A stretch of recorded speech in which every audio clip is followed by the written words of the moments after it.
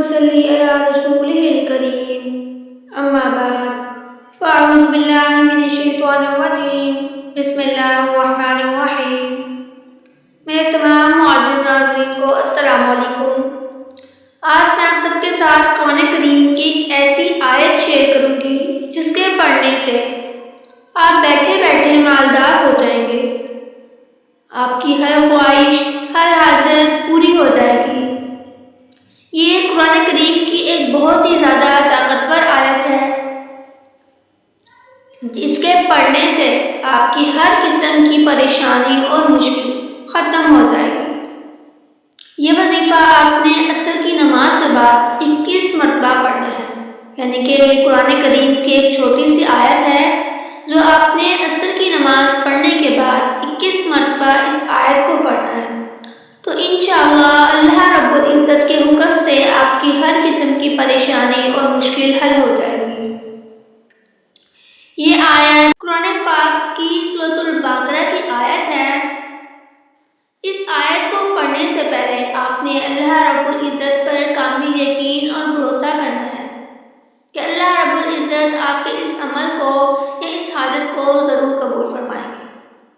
جب ہمیں اللہ رب العزت پر بھروسہ ہوگا، اللہ رب العزت پر یقین ہوگا، تو وہ ہمارا عمل یا ہماری کوئی دعا ضرور قبول ہوگی۔ اللہ رب العزت کی بارگاہ الہی میں ہماری دعا، ہماری حاجت ضرور قبول کی جائے گی۔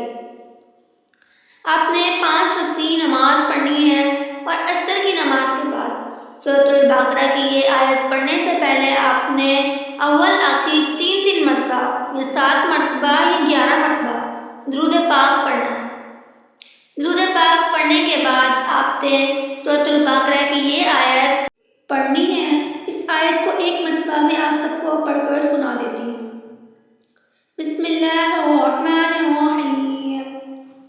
اللہ لا الہ الا هو الحی القیوم لا تأخذه سنة ولا نوم له ما في السماوات وما في الأرض من ذا الذي يشفع عنده إلا بإذنه يعلم ما بين أيديهم وما خلفهم ولا يحيطون بشيء من علمه إلا بما شاء وسع كرسيه السماوات والأرض ولا يعوده حفظهما وهو العلي العظيم۔